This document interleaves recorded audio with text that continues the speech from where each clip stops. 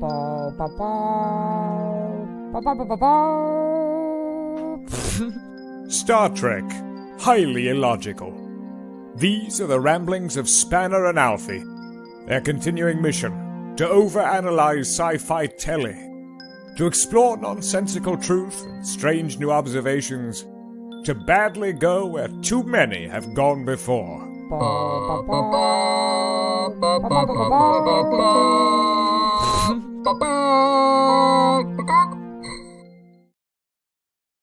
The following is brought to you by the Starfleet Podcast Network, SPN The Spin.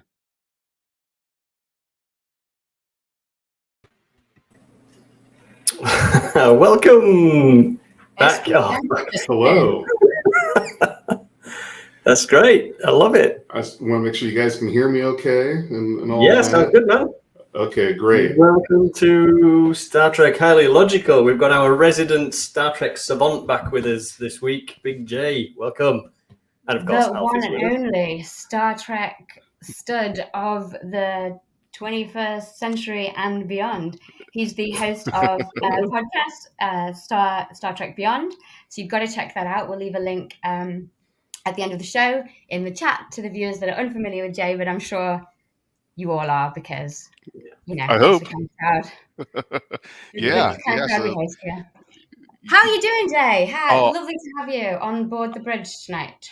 I'm good. I am a little frazzled because I had the whole day planned out. I was ready, going to do this the show at 7 General Mountain Time, whatever that is. Had that all mathed out on my end. Found out 15 minutes ago that, so by the way, the UK changed their clocks also on top of the US a couple weekends ago. And I'm thinking, are you kidding me? When did you guys start observing daylight savings time? I'm dying here. Just add it to the long list of reasons why the English are stupid. Yeah. I don't know why we even do it, but... So I thought I had an hour and Sorry. 15, and you guys like, we're live in 15 minutes. Oh, shit. Yeah, we were hanging around in the green room, nothing to do, and then suddenly, I don't know why it occurred to us that, wait a minute, have the time zones changed? Because I know we're in the future for you anyway. Yes. Yeah, you are So 7 there are hours. issues around the temporal prime 5 directive. hours in the future. There is a temporal prime directive issue, yes. Yeah. Speaking of which, what is the topic of this fantastic episode that we have in store tonight, gentlemen? Wasn't that that was a smooth segue, wasn't it? The segue was not as smooth as that hat, Alfie. I love that hat. Yeah. I will was send great. you one in the mail. As if he doesn't already have one. It's adjustable, so it will fit your enormous brain. I like it. So our topic today is going to be the prime directive. Hence the hat. Tricky. Yes, very interesting topic. I like this one. So what we're have going you to got talk now? about Quick look through the- we're going to talk about talking to people before they should be talked to. Yes, exactly. Discovering people before they should be we have to be super careful with the temporal prime directive that we don't tell you what's going to happen in the next 5 hours or so. Excuse me, I thought you were directing that to me. No, I don't want a visit from temporal. You know what you just said about don't talk until you're asked to talk. Which I was like, fair enough. That makes sense. I would Probably never be a better show. I'm not saying that I'm not misogynistic. It's just that you're a bit scary. But it's not my entire gender's fault, right? It's just me. It's my personal. Right. Just you. Yeah, no, it's personal. It's personal. It's not a gender thing. So I don't have anything Star Trek on because I was totally, and I was even going to leave work a little early today, get home, get my nice background going, Star Trek shirt on, and thought I had plenty of time, but nope. Let's add some excitement to Big J's day. Just pull the communicator back on your white T-shirt there. Just, not running around like an idiot. Okay. Good point. We don't have idiots. Welcome in the live chat, by the way. Bubba's asking about brought to us by what? Where are we sponsored now? We're not exactly sponsored. Right. That was actually that was Big J's voice that you heard there at the end. Because Big J has been pioneering a kind of a federation of Star Trek podcasts. You see, the Starfleet Podcast Network. Can you do it live, please, for us? Yeah. Which he asked us to join, and it's taking shape nicely. So the Starfleet Podcast Network, basically, it's just like a a collection of Star Trek, other Star Trek podcasters, and just tell your audience a little bit more about it. So I approached these guys here with Highly Logical and a couple other Star Trek podcasts. Another one is Trek Talk with Tech and Kirk, and Tribbles and Transporters. And so what we're doing is we're just putting together kind of like this group with a common focal point where it's a cult. It's like a cult, yeah, a Star Trek podcast cult. So yes, there it is, a collective. So that way we can kind of help each other grow all of our different podcasts and do that. So we've kind of had this collective going, which is great. It's been going very well. Met some really nice people, and we've had a lot of fun with it. So, Beyond Trek podcast, Highly Logical, are a couple of the founders there. So yeah, I think we're going to be in for a great time. Join the Discord if anybody wants to find out more. We'll also pop in the link to the Discord channel, because we would love more community members to shoot the shit with us about Star Trek whenever you like on our Discord. And we like talking about Star Trek. Yes, we do like to talk Star Trek. In all forms. There's a channel for the books, the comics, the games, the TV show, obviously, certain series, the quiz, Highly Illogical, which is what you're watching right now. Oh yeah, I'm just looking for the invite. I can't find it. Oh, there it is. Yeah, we'll have to put that in a link or something like that. Yeah, the other one in the chat tonight. What's that? I've of course got the chat up right now because can't multitask, but I will shortly. I'll run away and get that set up when you're distracted. So, do we have anyone in the chat, Spanner? Yes, we've got the usual crowd is here. Actually, we've got Jenka, welcome, Degal, Bubba's with us, of course, never too far away, and I'm sure we'll have some more turning up soon. So we've gone through tonight's theme, haven't we? Prime Directive. Yep. I can't remember. It's a big PB. In the Prime Directive. Cool. What's that, Spanner? Who wants to explain the Prime Directive briefly before we kick off? Go for it, BigJ. I feel like you'll be quite eloquent. I can do that, no problem. So the Prime Directive is essentially a directive of non-interference, and what it means is that because Starfleet and the Federation are going to come across other alien worlds, alien planets, and civilizations that will be a lot less advanced than Starfleet is to not interfere with the common course, the natural course of their society and their evolution, so as not to change how things are supposed to go for that culture, that society. Just imagine if we now here on Earth got our hands on highly advanced technology, it would be a shit show. Because unless we find a way to advance this technology on our own, having it in the wrong hands can be very, very bad. So the Prime Directive was basically created as a way to not play God. That's the big thing. If there's any takeaway that you get from this, it's that we're not out here in space to play God. And the Prime Directive is there to keep that from happening. It's supposed to keep that from happening. It is the order of things. I have some of my favorite episodes are Prime Directive ones. I think it makes it's a really good mechanic. It's way better than a malfunctioning holodeck. It is, and it really differ. I would take a Prime Directive episode over a malfunctioning holodeck episode because it gives you a lot of good thought exercises there.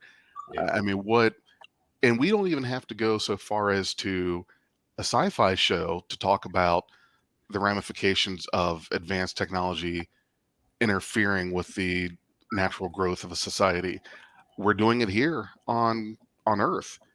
We, especially in the U.S. What I find, so just to touch upon that real quick, because you make a good point there. What I find quite contradictory between the Prime Directive and Starfleet's mission to explore new worlds and exchange technology is that kind of contradicts each other, because you want to trade technology for something that you don't have, which technically advances you, vice versa with the new civilizations or people or species that you meet along the way. Surely isn't that interfering with their natural course by giving them our technology in exchange for, or I guess we never fundamentally do exchange technologies, but that's not true because we do with the Vulcan. So again, it's another conflict that I As long find. as they're not pre-warp, I guess that's okay. There has to be a point. There has to be a barrier of entry established, and the best way to do it, which I think was just fine, and really I can't think of any other way to make that demarcation point, was if you were pre-warp or post-warp. If you're pre-warp, forget about it. There's no contact, nothing. If you have discovered warp travel, you've figured out how to do that, then at that point the talks can begin. And to what Alfie was saying in regards to the trading of that technology, and even though the Prime Directive says yes, you can talk to these people now, well, you still would have advanced technology. You know, it's almost like trying to describe today how a post-scarcity society would actually work. Impossible. It's just we're trying to take what we know now and apply it to an abstract concept like that. It's very difficult to do. So you're right. That's why we love the show, right? That's it's not why a good answer. It's because it's in the script. Because the script says so. It's a great demarcation, though, isn't it? Warp drive, because at that point they're likely to head off and bump into alien species anyway, all on their own, and things could go worse. So having somebody to guide them, just as the Vulcans did for us, right? Yeah, it's something bad could happen. Like they could accidentally discover the Klingons, the Cardassians, the Romulans, somebody a lot less. I thought you meant the clangers then. Do you remember the clangers, Spanner? Well, imagine they were mice moon mice. Imagine the first contact with Earth wasn't with Vulcans, but we were discovered by anybody else. Really. Romulans. Even Romulans would be a different story, wouldn't it? Would probably be put into like work camps and stuff. The Star Empire. The Romulans would have said, "You people are crazy. You guys know humans are effed up. You guys are crazy. We're out of here. We can't handle this." Frankie, wait, do you think that humans are more fucked up than Romulans? Yes. Okay. No, I accept that answer. And dangerous. We, Earth. We're much more random than Romulans. Earth is the America of the United Federation of Planets. It is the, if we can strap together 2 warp cores for more power, then hold my beer. That's what's going to happen. Pumping nitrous oxide into a warp core. Yes. Check this out. The United Federation of hold my beer. Tom Paris at the helm for sure. God. The Vulcans had every right to whatever version of Prime Directive they had. They were right not to just give us technology as we were asking for during that time, because good God. Imagine what we would have done. Let's see what happens with AI and, let this be a test. All you have to do is spend 5 minutes looking at the history of this world and say, no, we're not giving you anything. I wouldn't do that. Nothing you can make a bomb out of. No. Which is everything. We can make a bomb out of anything. And we're taking the wheel back. Yep. We can make a bomb out of that. The guy points out, so we're not supposed to fuck their princesses. I mean, now hold on here. Let's not get too crazy now. It's that's going a bit too far, maybe. Yeah, you've gone too far. Who's princesses? The Romulan princesses. Where's that law? I don't think. I think that's crazy talk. Yeah. Mm-hmm. Where? Okay, shall we? Off with your head, whoever that user was. Off with your head. There's the go. Oh, they go. Princesses are aspirational. Marrying them should be as well.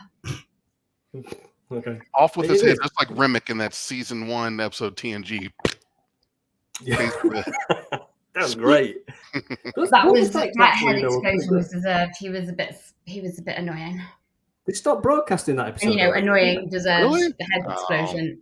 Thank God it doesn't. Otherwise, my head would have exploded many times. Okay, who's going first then? Do you want to kick us off, Alfie? Yeah, let's do it. Let's get I've got two. You know what? I'll kick us off because I've got 2 rounds prepared. So let's see what we've got first. Cool. Here we go. Receive the wave. 1/4 power, aye, sir. And Good luck. Everyone. Engage.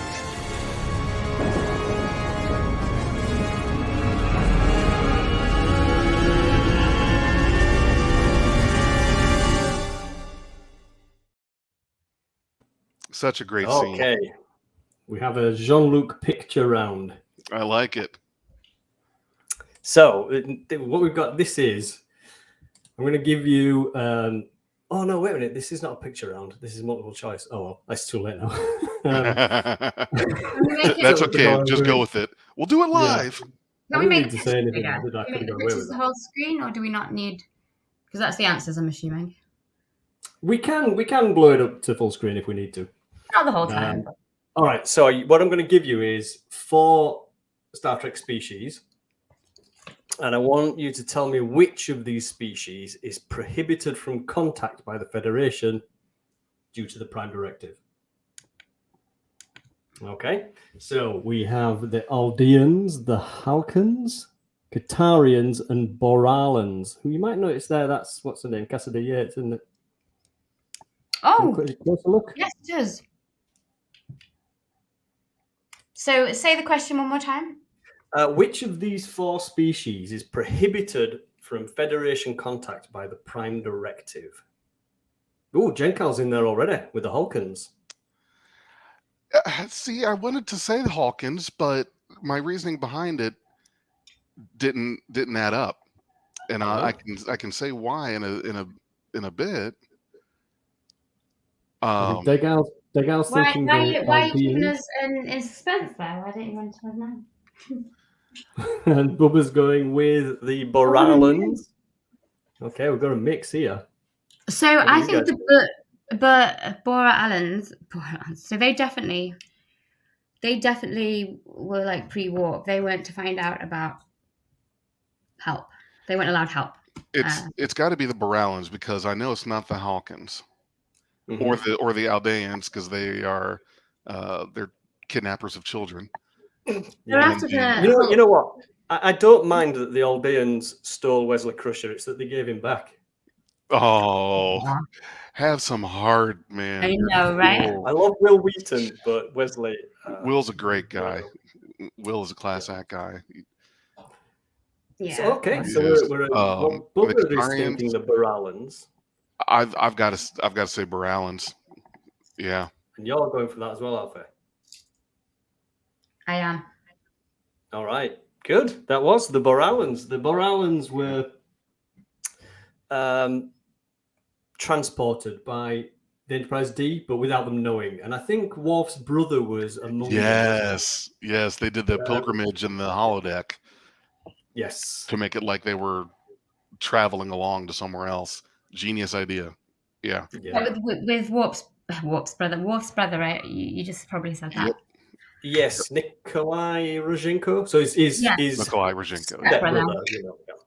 Yeah, or his adopted brother. Let's put the scores down. So yeah, BigJ. So actually, Yates, like Sisko's wife, actually gets married to both Sisko and to Worf's brother. So that's interesting. God. So yeah, maybe they're part Denobian. Yeah. Can you imagine? Okay. I mean, if you wanted to have multiple wives, would you? I mean, if you could, maybe for the health insurance benefits, but other than that, I don't know. I mean, if one of the wives gets their own wives, then sure. Yeah. Okay. I know somebody who it was. I've done kung fu for a long, long time, and there was this Chinese monkey boxing master came over to the UK. He was doing a tour, went to see him, has 6 wives, and he was miserable. He was so miserable. I think not even unrelated to the amount of wives, though. To be fair, it could have been. It could have been, except he said that it made him miserable. Right. Well, then that's also fair. I kind of felt like he should have. He walked into that one, didn't he? It took him 6 times to learn that lesson. I mean, to get to that point. I mean, if you've It's not like learned maybe it by one the more will make this better. Maybe this one will just, solve all the problems for the remaining 5, etc., and just dig himself a deeper hole. I mean, I'm not No trying to pun be intended. I'm not trying to be a hater. I've gone through 2 myself that haven't worked, so I'm no expert. Yeah. I mean, do you think if Phlox wanted to get divorced, would he have to go around and ask permission of the other wives and husbands? Or like at least get agreement? I feel like Cenobian culture is very much about consent and, equilibrium. Rose petal baths. I don't think that they probably don't handle that the way we do. I'm sure it's just it's a very different circumstance. Like, I don't know, how would you even do that? Who knows? But I digress because we're going to be in a big, long, deep rabbit hole. Yeah, fuck, I forgot we were even doing a quiz here. Sorry, everyone. Marriage might be an interesting theme for an episode. All right. Here we are again then. We've got who can't the Federation contact? We've got the Gosis, the Baku, the Breen, and the Vorta. Who they cannot contact? They cannot. Which of these can does the Prime Directive prohibit the Federation from contacting? I'm here. Well, technically, supposed to be the Baku, but for reasons that are spoilers, and if you haven't seen Insurrection by now, then that's shame on you. You should have. But they basically came from more advanced than Starfleet Federation. So hell, they would not contact us if they could avoid it. Because the Federation thought they couldn't contact. They thought the Prime Directive was kicking in. Yes. But as it turned out, yes. Sorry, Jenka. Yeah, the ones with a breakup ritual. Was that the Bajorans that had a breakup ritual, and it was just like? No, that was. Oh, actually, yes, it was the Bajorans. It was Alita and Bashir that did the breakup ceremony with the little song and dance. They're like, okay, thank you for being my partner. Okay, so Jenka's saying Vorta. Degile is going with the Gosis. Bubba's going with the Breen. Yes, Gosis.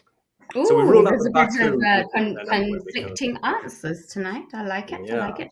So who's the winner, Spanner? Who gets the prize of recognition? Have you put your vote in yet? Yeah. I have. Oh, good. Great. Just checking. Yeah, good. Yeah. No worries. What about you, BigJ? Which are you going with? Gosis, number one. The Gosis. Yeah, the Gosis. Mm-hmm. Yes, I'm going to Gosis. What BigJ said. Yeah, the Gosis. Although now that I'm thinking about it, this was actually before the Prime Directive was established. But right. Yes, because that was Enterprise era. It would technically have prevented it, wouldn't it? So, Yeah, Enterprise the show era before they'd established. This was a really good episode of Enterprise, I thought. Where Malcolm lost his communicator, bloody Malcolm. Yep. Freaking Malcolm. How do you lose that? Yeah. Like, Malcolm to the bridge. Oh no, I can't do it. Malcolm to the bridge. This really great sort of twist. There's this one scene that twists all sci-fi around where they're interrogating the humans and they're like step back and there's a dun dun dun and it's look, they've got red blood. And like in most episodes of Star Trek, this is where the ad break would come in because these guys have got blue blood, It was just a really nice twist on the usual mechanism. It was. That was great. I love that. Yeah. Yes, nice the Ghosts. Well done. Great episode. Moving on. This is too easy. I thought this was going to be hard. All right. We have the Halanan, the Menk, the Mintakan, and the Kylie. Ooh. The Kylie Minogue.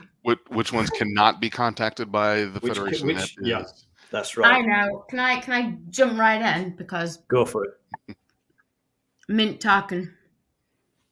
Because they were accidentally contacted by because you see we were spying on them. We were just we invented as like 21st century Starfleet folks invented this like spy rock and it malfunctioned, so it didn't look like a rock anymore. It was just a regular window with like technology, blah blah blah. And what do you call them? Bird watchers use them, don't they? What are they called? Bird watchers. Is it Hide? Hide, yeah. Hide. Something like that. Else, isn't it? Yeah. Well, either way.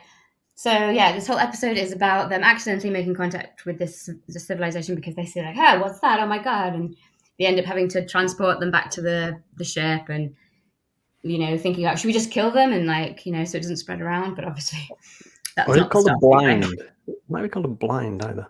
Yeah, Oh, so and you're going then, Mintakan. yeah, and this is, episode, Deanna Troy and is it Riker beamed down on an away mission as honorary Mintakans. So they have the fun haircut and eyebrows. It's amazing what they can do with haircut and eyebrows, and which doesn't look, it doesn't look like a Klingon or a Vulcan or a Romulan, and yet they all have distinguishing similar eyebrows and haircut. It's quite unbelievable. Were these established as being sort of proto-Vulcans? Yes. Yes. They were they're distant offshoot to them, so there is relation. Yeah. And that pre-warp relations. And you're all right. It was the Mintakan. That was another good episode, I thought, where they really got to play with the religious side of societal development. Because they started to move back toward being religious because of the contamination by the Enterprise. Great. And that's the other thing that's really interesting. That can be probably the most dangerous effect of violating the Prime Directive is the religious side of it. I mean, look at just how violent religion is here on our world now. Religious differences have been really the fuel to a lot of conflict. So religion and land, they say, don't they, are the two things that cause religion and politics. Especially in regards to false gods, because often in sci-fi the trope is, or someone will go back in time, mess with something, or introduce themselves to a pre-warp, for example, civilization, and they would think they met a being from a higher place, like a godlike or an angel or something, and they all then worship, and into their civilization becomes worship of these, just time travelers that become whole religions like built around these oopsie daisies, if you like. Well, and Bubba has quite rightly pointed out in the chat about that scene from the beginning of Into Darkness, which I always felt like was a nod to this episode of TNG with the Mintakan. It was borrowed from it, at least, I think, wasn't it? And it went to show that one went uncorrected. That species were left to start a whole new religion around worshipping the Enterprise. Yep. Well, I think that's kind of my religion. I've been indoctrinated. Obviously, we worship Star Trek, don't we? Yeah. Yes, it's part of our religion. Yeah. But we know that it's real. So I apologize for not being able to stand still tonight, but I've got I don't know, ants in my pants or something. So it's the propeller that keeps lifting you back. Exactly, it's trying to lift me off the ground, so I'm having to stabilize myself. Stabilize, it's your inertial dampeners. Great, wow. Well, you got I think everybody got all three. Crushed it. Well, good. Very good. Let's move on. Let's move on to Big J. How about yours? Okay, so I'm excited. What kind of round is it that you're doing? My round is going to be true or false. True or false? Okay, let's do the title. False, you're lying. It's not true or false, the round.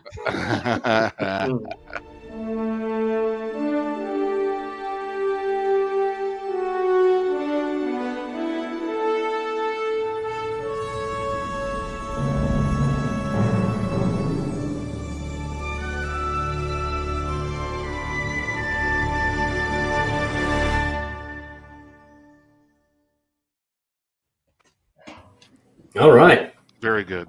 Very good. Okay. Beautiful. Beautiful. So relaxing. So my round is going to be true or false in regards to the Prime Directive. So you guys ready? All right. Yes. Okay. All right. Get a good stretch in. Mm-hmm. Oh, no. I'll have a sip of my leftover breakfast beer. Question 1. True or false? The Prime Directive is also referred to as General Order 1. Oh my golly gosh, that is my question for my round. My first question. You're kidding me. No, it's well, I'll still do it later, so let's see if we retain the knowledge. In case I wasn't paying attention.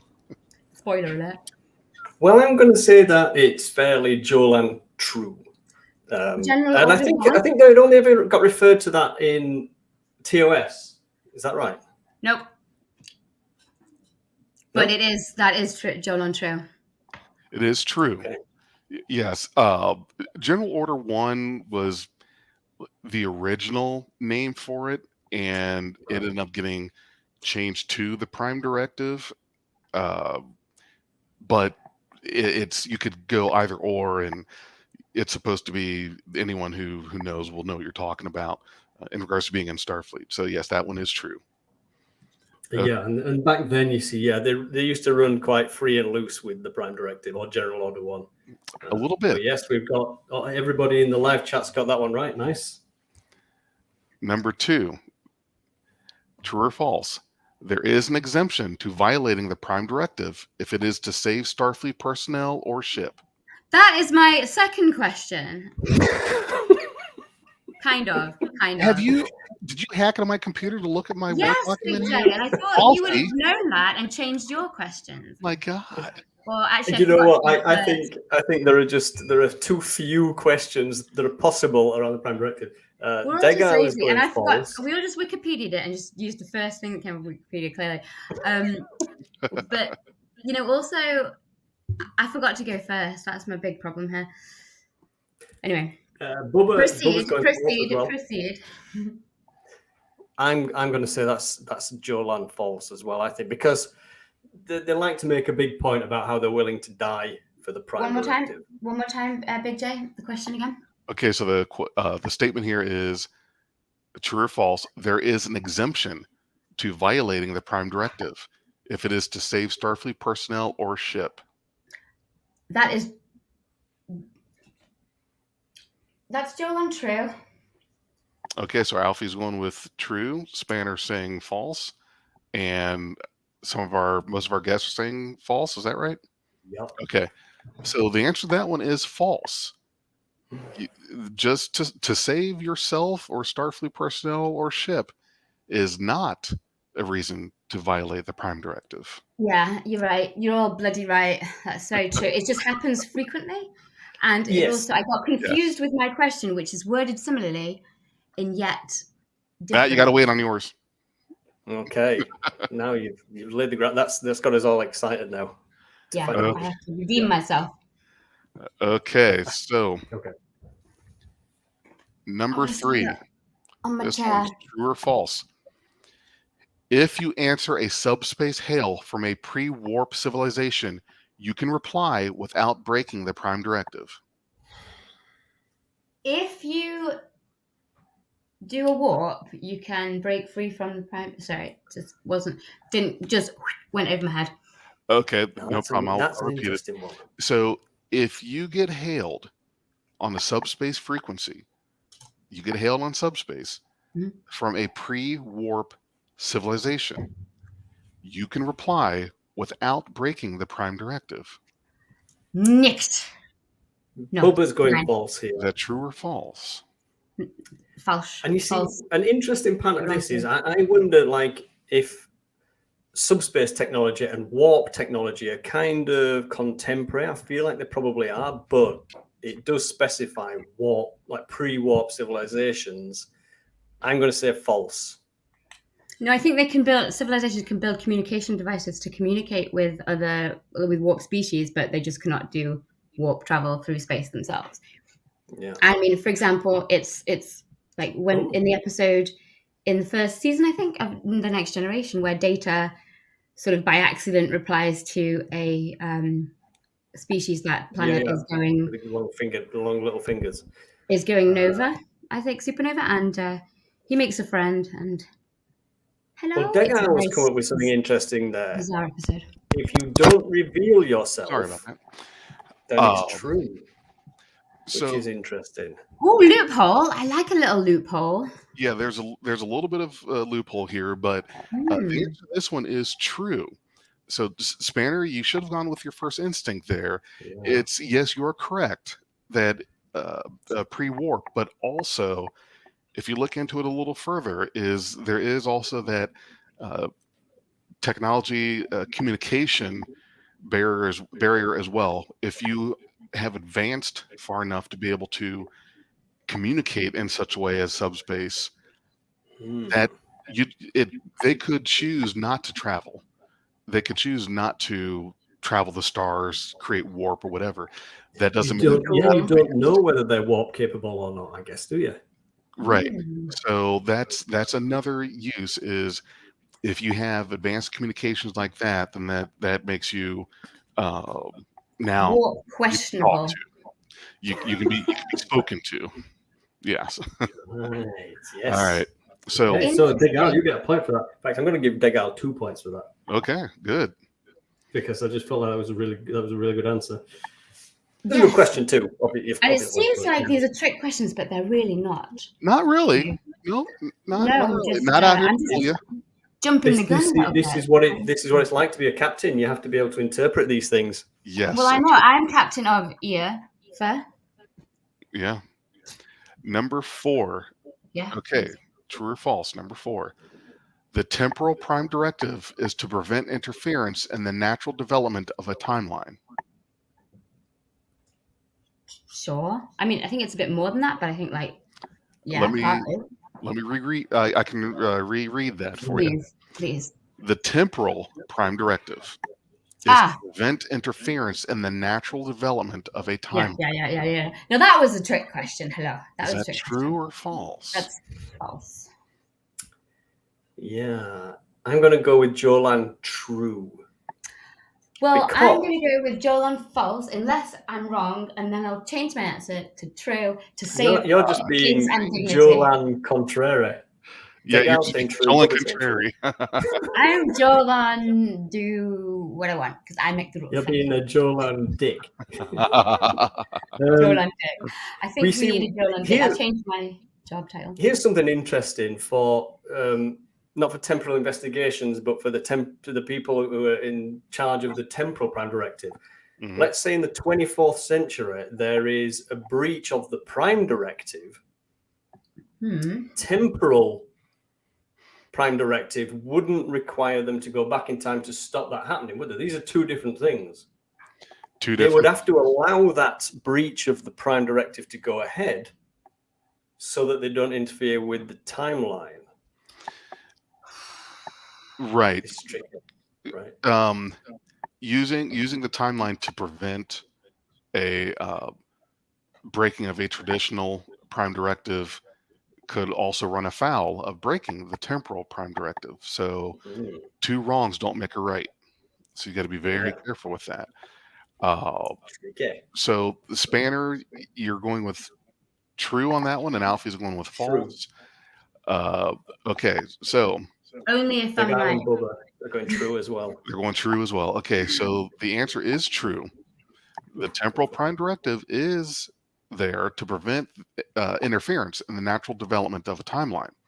So if the timeline says that this planet is contacted that against is the prime true. directive, well, it happened. You can't go back in time to fix that. That's not what it's to prevent you, it's to keep you from doing that, because making contact, breaking the prime directive is one thing, but when you're talking about the timeline, now you're messing with, well, was that supposed to have happened? So then temporal cops will come in. Does that justify having broken the prime directive in the first place? My lord. We're going to give people lots of headaches. This is why it contradicts itself all the time, and you can excuse episodes for playing upon this idea and sometimes going against the prime directive because it is more complicated and far more complex from the simplistic way that prime directive. Oh, it's easy. Pre-warp, no. Post-warp, let's grab a beer. And there's always threat with court-martial, but who? Court-martial every week, so bring it on. Jamie said they got quite right. Here's my last one, number 5. All right. Okay, true or false? The prime directive supersedes the Omega directive. All my questions now are just so obsolete. I have no idea. Supersedes the Omega directive. The Omega directive. Basically, it just means that the prime directive still holds above the Omega directive. Now, for those of you, let me just explain the Omega directive real quick to be fair. Thank you. So the Omega directive is an omega particle, if an omega particle is discovered, then that particle needs to be eliminated, needs to be destroyed, because omega, if used as a weapon, if done wrong, it can actually make warp travel in that region of space gone. So breaking the prime directive by giving them opportunity to create warp prematurely. Well, Degan was in there quite quickly with false, and Bubba's going false too. So can you? So that's the question. There is it. Which one supersedes the other? Is if a civilization that was pre-warp discovered omega, which directive goes first? Is it the prime directive? I think false or true. Alfie's going. You got to pick one, Alfie. So, which are you thinking? The prime directive? I don't want to think about it, because if I think about it, I get confused and say the wrong answer. So I'll just go with the time. It's like time travel films. I don't feel like playing today. I think the prime directive still holds prominence here. Well, would you rather eat a prime steak or an omega steak? That's the real question. Omega sounds more like a veggie thing, and I'm veggie, so I'll probably go with that one. Yeah, it was a steak thing. So the answer to this one, like a vegan protein thing. The answer is false. It is false. Okay. The omega directive trumps all. The omega directive is first and foremost.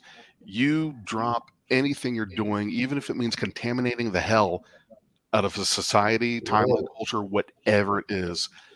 Omega directive, everything's locked down. You don't do anything else until you eliminate omega. Well, the fast thing is give them TikTok and see what happens. So, oh God, yeah.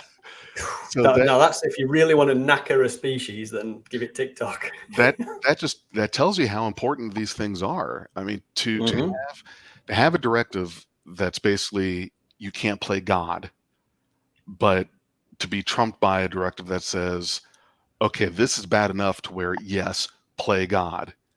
I mean, think about that. But what if you created a species and then wanted to interfere with your creation even though, they've evolved past you, say, for example, and the sentience, blah, blah, blah, blah, like invent warp or pre-warp, whatever. That could be like that could be like one of the human colonies that doesn't even know that they're humans from Earth. I wonder if the prime directive would count there. Like what kind of grandfather clause? Futurama style. I like the grandfather clause. I think it could be said that, and when you say that reminds me of the episode of Enterprise. It was third season. I don't remember the name of it, but Archer and crew came across a planet of people that were basically, it was humans, as if they were in the Wild West, because they were captured by aliens at that time, but ended up overthrowing said aliens. That was, I think, weirdly, and I've never understood why, but I think that episode's called North Star. I think it is. I don't remember it enough to be able to tell you that you're wrong. The Garans kidnapped them, and then the humans overthrew them, and now there was a whole race issue going on. It's a good episode. Yes, so I think that's a question of, are they held to the prime directive? Can they be contacted? Because honestly, the budget was low. Well, they just had to work with the costumes left over from TNG, which was the Western stuff. Always Westerns. They're like, how can we do a Western one? Here we go. Bullshit. Yeah, but every series has to have a Western one. I know Strange New Worlds had a fantasy one. Kind of ballpark. So that was good. Nice Western one in Voyager? No, they didn't do a Western one in Voyager. Theirs was more of they did the Irish town of Fairhaven. Fairhaven. Yep. Fair hell, I call it. Anyway. Good. Nice. Oh, Good, yeah, that's a good good point, Big questions. Al. Really good. Prime Kind of directive good. being Just kind of all my questions. But we'll see. We'll do my questions at the end, so we'll give you a time to forget. retain the knowledge or not. Forget the answers. All right. Okay. Right then. All right. Nice. Good round there. Yeah, the BigJ. chat Really chat enjoyed those. chat are doing really, really well tonight. Good. Yeah, they're killing it. If you've got any questions in the chat like we did last week, save them up for the end there. Even if they're the same as my questions, that also is fine tonight. We probably will be by the sounds of things. Yeah. All right. Let's go on to the next round. So am I going next again? Yeah. Or did you want to? No. Okay. Mon capitaine! He's back!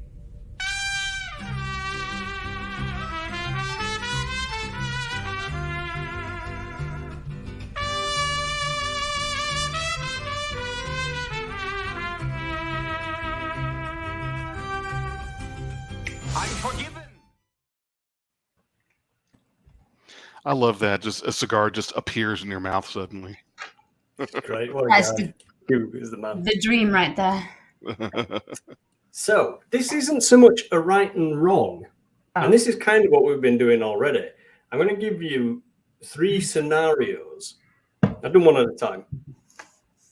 And I want you to discuss whether or not the prime directive would count. Ooh. Okay. Okay. Same in the chat. So this is kind of the chat round as well. I want you to say whether or not you think the prime directive would be invoked or not in these. So we have scenarios. artistic expression here. It's not based on what's already been said or written in the canon existing. It's just whether this we is think. more just testing your knowledge of, like you guys are the captains of the ships out there on the edge in the outer rim, and I want you've got to make these decisions. Okay. All right. Here we go. So Starfleet detects a ship that's stranded above an unknown planet and its orbit is decaying. Mm-hmm. The only other objects in orbit are some basic communication satellites, and none of them are transmitting on subspace frequencies. The ship doesn't appear to be warp capable, but it is transmitting a general distress call. Can the crew help the How two did it get occupants there of the if it wasn't standard warp ship? capable? Do you have that information? Sorry to interrupt. Well, it's just in orbit, like we have ships in orbit. All right, over. So you assume it's from the planet that it's orbiting. Yes. Okay. Yes, and it's stranded. Its orbit is decaying, but there's no signs that it has any warp capable technology. Is there any life including on the signs? planet. Life signs But it detected. is transmitting a general distress call. Life signs? 2. There are 2 people aboard this ship. That would be assisting would be a violation of the prime directive. Yeah. Hate to say it, but that's You'd let them die. Yes, exactly. It is. You'd be advised to avoid and blow up the ship. Actually, probably just for no reason. Just you just shoot it out of orbit. Exactly. Just get fire torpedoes and peace out. Music. Here's the thing, and I was actually thinking about this last night. I just watched the newest episode of the show Superman and Lois.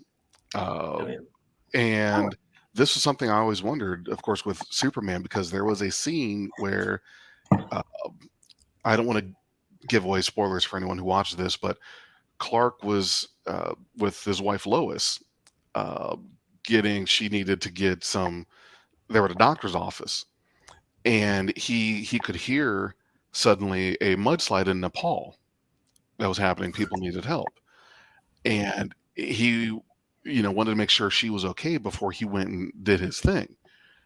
And he did. And that got me thinking, he can't be everywhere all at once doing everything 24/7. Warp 10. So going out into space, being in Starfleet, are you supposed to give yourself the expectation that you go around and you're supposed to just save any and everyone from any situation? Yes. Basically, Superman's Answer any distress call, you're going to play God. whoever it is.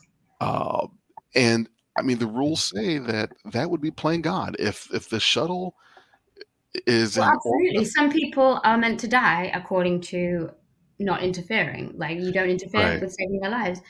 So, well, that's Bubba and fundamental Begal contradiction. both agree.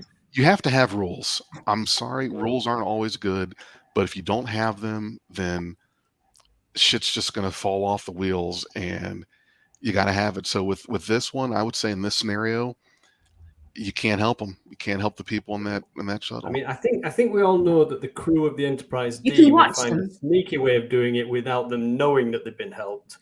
But Well, if you can find a way of that doing would be it, skirting around the Prime Directive, wouldn't it? It's getting dangerously close to the grey Putting area. resources into doing that would be against the Prime Directive. You'd have to do that, like, conveniently doing that while you're like cleaning the nacelles or something, like, in conjunction with, so you can put something in the log. Yeah, needs rules, just like Captain America in Civil War. Bubba's saying, which that's fair enough. here's the thing: is you're right.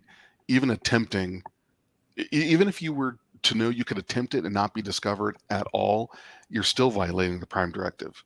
It's not about being discovered. It's about you influencing your advanced knowledge and technology on another civilization. Because you don't know how that interferes good with or what's to bad. come next, right? That's ultimately the reason, is that, by saving someone, you could then ending up saving someone who then ends up becoming, the next space Hitler, for example. Yes. One of those two astronauts could wind up becoming a hero for getting back alive, and then they become president, and then they But start war. I think where Superman differs is, I think that Superman, what's brilliant, beautiful, and wonderful about Superman is that he chooses to do everything that he does, for truth, justice, and the American way. But what I'm saying is that, like, he chooses to be a good partner to Lois, and that's respectable about his character too. So he knows that he can't save everyone all at once, but his major internal conflict is always sort of based upon that. But I think doing the right thing for Superman is always putting Lois first, even if it means turning back time. Whereas, like, he's one individual, autonomous individual that makes decisions to help, whereas the Prime Directive is supposed to keep everybody under the same federation, marching to the same drum. I think Bubba's saying the same thing in the live chat. He says, otherwise we just blame everything on Superman not being able to save everyone, and that's not fair. Correct. Yeah, exactly. Like, Superman gets cats from trees, and, like, obviously, there's other things that are probably simultaneously going on that are a bit worse than that. But is he going to stop getting the cats? Hopefully not. All right. So, a previously unknown planet is found with a developing society that's on the brink of destroying itself with nuclear weapons. However, on closer inspection, it's discovered that the planet's technology level isn't even capable of splitting the atom yet. So it's a mystery how it acquired enough nuclear weapons to wipe itself out. eBay. Can the crew intervene and stop the impending catastrophic nuclear war? This sounds exactly like an episode. That sounds familiar. Stargate. Is this a Stargate episode, though? No. I wonder, BigJ, are you thinking about the TOS one, a Private Little War or something like that, where the Klingons have... There's a planet that's already been sort of wiped out. I don't know if that's it, but this sounds very much like an episode. But anyway, I digress there. So, okay, so Voyager episode. What are they doing in one of the beginning Voyager episodes, where I believe they do break the Prime Directive, and they land on a planet where they have remnants of, like, spirits of a civilization that had already been killed from the future, and they don't know whether to stop. Thanks for coming, Degal. Good to see you. Yeah, lovely to have you. So my interpretation of that is that if it's discovered that your natural course has already been contaminated by a superior technological power, then shit's already hit the fan. Might as well jump in and do what you can. I think apocalyptic party. Apocalyptic party, yeah. Pre-apocalypse party, yeah. I think you don't have an obligation to get involved, and you don't have an obligation not to get involved. That's but you don't think the Prime Directive prohibits interference in this situation? Not. Starfleet like to help. That's also part of the ideology of Starfleet, is helping wherever, whenever they can, even going out their way to. Well, so that's another damn contradiction of the PD. No, the main thing is that Are the Prime Directive Police called the PDPD? Just wondering. Probably. Oh my god, I would watch that show. That's a great spin-off. The Prime Directive Police Department, yeah. So There's been a Prime Directive violation. The main thing behind that is the fact that they're destroying themselves with technology that they shouldn't have. So Bubba thinks the same. He thinks that the Prime Directive doesn't prohibit this. And another interesting, I think another interesting thought process in this type of situation is, if this civilization is going to wipe itself out anyway, is there any harm in interfering? Yes, because of how we said earlier that someone that doesn't die could grow up to do terrible things, and if you can account in the timeline to where we hypothetically stepped in to help, there could be repercussions of not letting the natural course of things, even though they shouldn't have. You could argue that they shouldn't have these things, and yet they do. So couldn't that just be by fact? Because they could have acquired nuclear weapons from a species that isn't bound by the Prime Directive. Right. You got to remember, the Prime Directive is only binding to the United Federation of Planets. The Klingons don't give a damn about your Prime Directive. The Romulans don't give a shit. The Ferengi could care less. The Cardassians, the Prime what? And that's the thing you've got to realize is no one else is bound by the Prime Directive. So all these other. But if you are a member of the Federation, are you, or is it just Starfleet? The Federation. If you're a member of the Federation. So if you're a Klingon member of the Federation, then surely you are bound by the Prime Directive. Yes, I suppose if you're a Federation citizen. Or if you are working for Starfleet. Yeah. Or, I don't know. Yeah, I think you're right. Because rules like you're not allowed cloaked ships, and yet if you're a member of the Federation, you can still have cloaked ships if you have cloaked ships. So there could be. Well, so here's the thing: just because nobody else is bound by this rule doesn't mean that somebody can't at least consider the high ground. Like, for example, okay, the Federation, we're going to bind ourselves with this rule that we know that no other power has to follow. So why do we have to do it? Well, we have to do it because somebody needs to at least have responsibility and be an example. Mm-hmm. I can't control what you guys do. I can only control what I do. And do you then, by that course, your opinion is the Prime Directive is the right course of action? So you think that it's a good thing, you personally, I guess, or in frame of this conversation, you're allowed to change your mind anytime. You think the idea of the Prime Directive, both of you, is a good thing to withhold and have as part of your institution?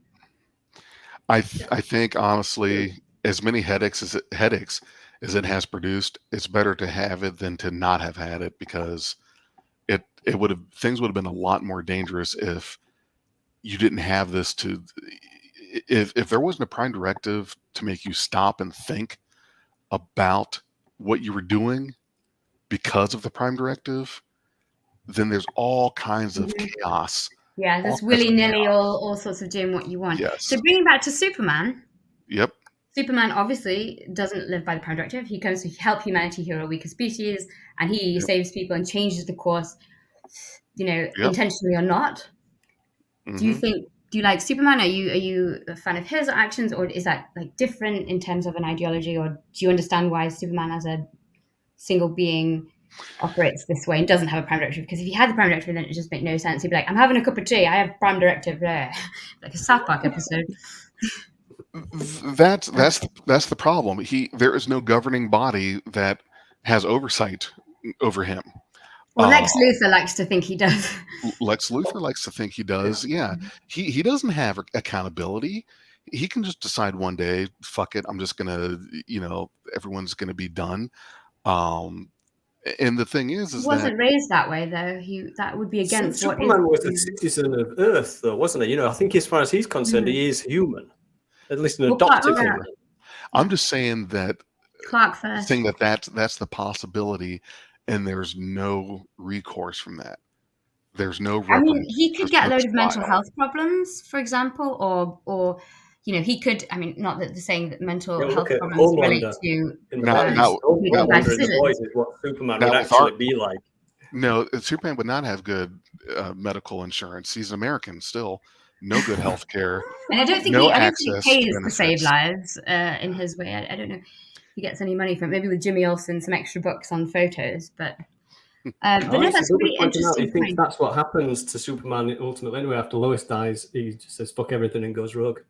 Because of his bereavement, yeah. And there's also, alternative Superman where they try and explore, okay, what if Superman's bad? But that's always a spin-off of the character itself, and I'm sure, I don't know. Okay, I've got one more for you. Do you want to try this one? This might be a tricky one. So there's a rare and deadly virus sweeping through the Federation, and a cure is discovered on a remote planet that has 2 dominant civilizations that are both aware of each other. All right? One of them has just achieved warp flight, but the other is still too primitive to have even developed aircraft. However, it's this primitive society. Sorry. It's this primitive society that has the much needed cure. Is first contact permitted in order to acquire the cure? Well, this is kind of a take on an existing episode of The Next Generation, I feel. Oh, this is a little bit Enterprise-y. I got inspired by the Enterprise one with the Menk and the others. Oh, right. You weren't inspired. I thought you meant the drugs one with the Oh yeah, that was a good one. Facilium. Felicium. Yeah, so there's a virus sweeping through the Federation. There's a cure on a planet that has 2 dominant civilizations that know of each other. They're aware of each other. Now, one of them has achieved warp flight, but the other is still too primitive. And yet it's this other one that has the cure. Is first contact permitted by the Prime Directive? I think they just go stealth mode and steal what they need to cure themselves. Boom, end of episode. Captain's log, we're all better. I would I would hope to work through. I would hope to work through the diplomatic relations with the warp capable species of that planet to see, can you broker. We have a rule that says that we're not supposed to contact those people for that reason. However, you guys match our contact rules, so we have this thing going on. Can you help us? They must know about warp. That would make the Prime Directive happy. If they know of each other already. Do they know warp? So, hey, yeah. If a civilization knows of warp, is saving them breaking the Prime Directive, or they have to be able to create? You mean like warp? If they know about warp but aren't able to build a warp ship? Yeah, but like their neighboring planet, who they know their neighbors have warp, they know about it, they hear it's cool, but it's not really their thing, so they didn't do it. And Bubba feels the same, that the Federation could use this warp-capable civilization as a proxy for negotiations. A proxy, that's what, yeah. So they could trade with the warp capable for them to get some whatever. And yeah, that sounds reasonable. I think it's. So we think the Prime Directive The Prime Directive allows the route to the cure here, then. Yes. Yeah. They wouldn't be giving the warp capabilities to that species in exchange, though. I think they'd have to come up with some other arrangement. I don't think they would give them warp drive in exchange for the cure, but they would talk to them and open negotiations with something, I would think. Okay. As I said, no rights and wrongs in this one. This was just a debate. What's the point? Well, we don't really take the rights and wrongs. I'm kidding. There's never rights or wrongs in this quiz. It's just always a load of nonsense. Good. You're up. Nice. Well done. I think you'd make reasonable starship captains. Good. Aye, Captain. Yeah. Put you in the eye, Captain. What's yours now? Is it a picture round? Is it multiphasic choice or multiple choice? Oh, that's the same one I just used. Oh well, we'll do it again. Mon capitaine, he's back.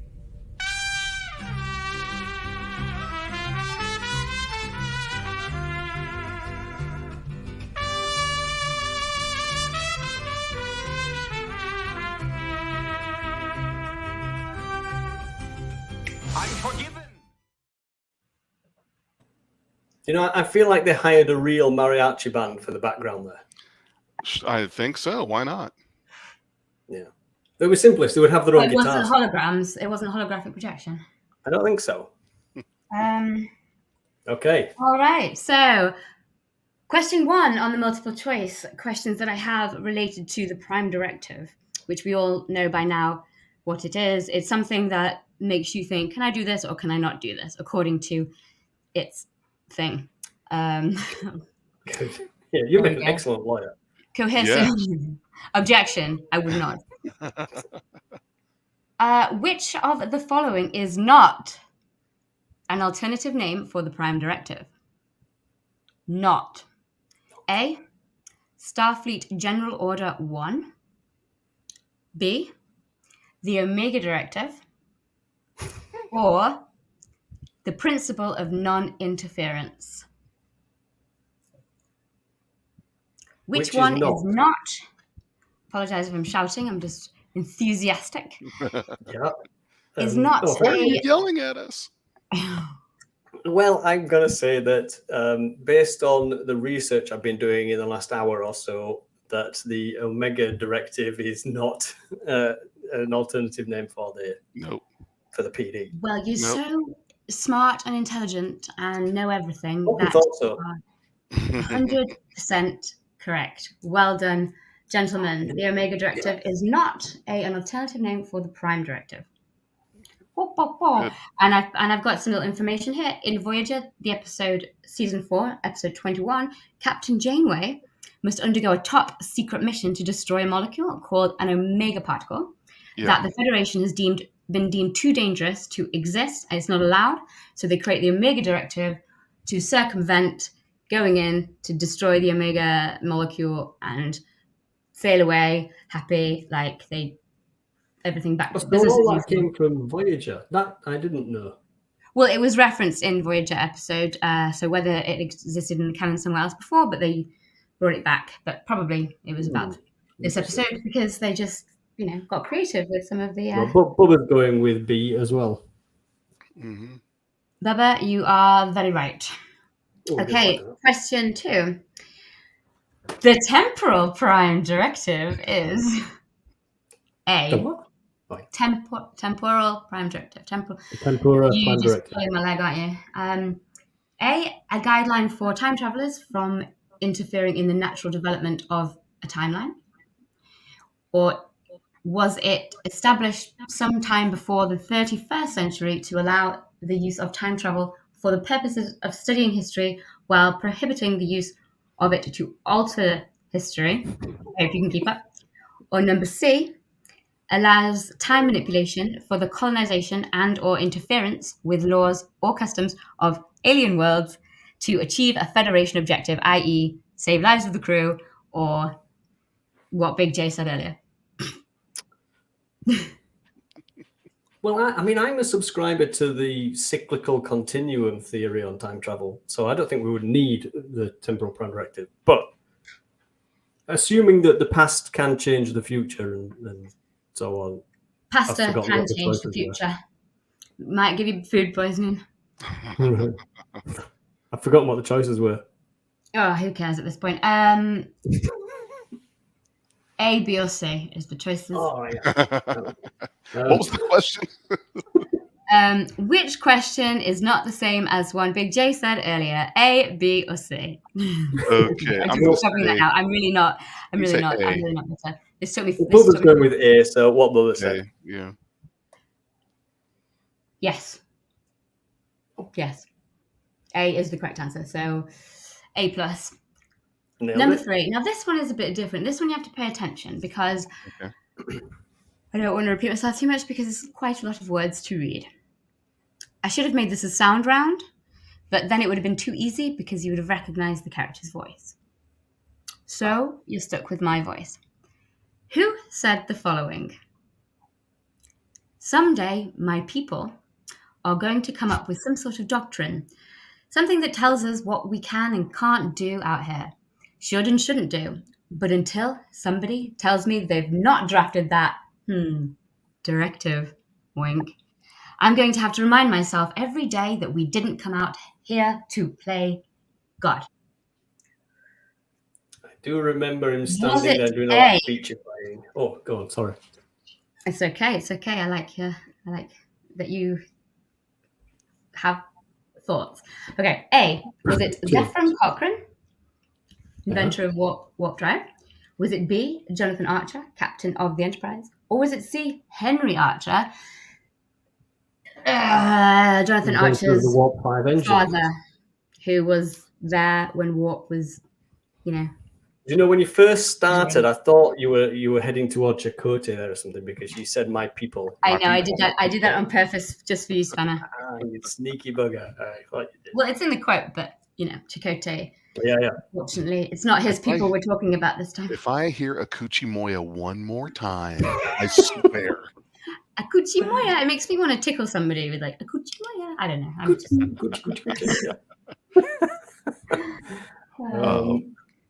I know the answer to that one, so I'm not going to say it yet.